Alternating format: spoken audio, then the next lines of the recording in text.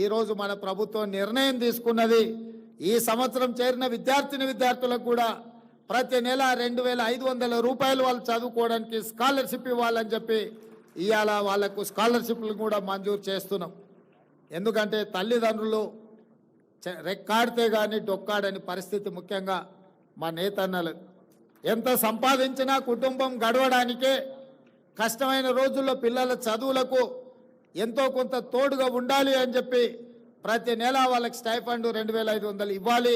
చిన్న ఖర్చులకైనా వాళ్ళకు సాయం అవుతుందని, వేడి నీళ్ళకి చన్నీళ్ళు తోడైనట్టుగా ఉంటుంది అని చెప్పి ఈరోజు ఆ విధమైన నిర్ణయం తీసుకోవడం జరిగింది.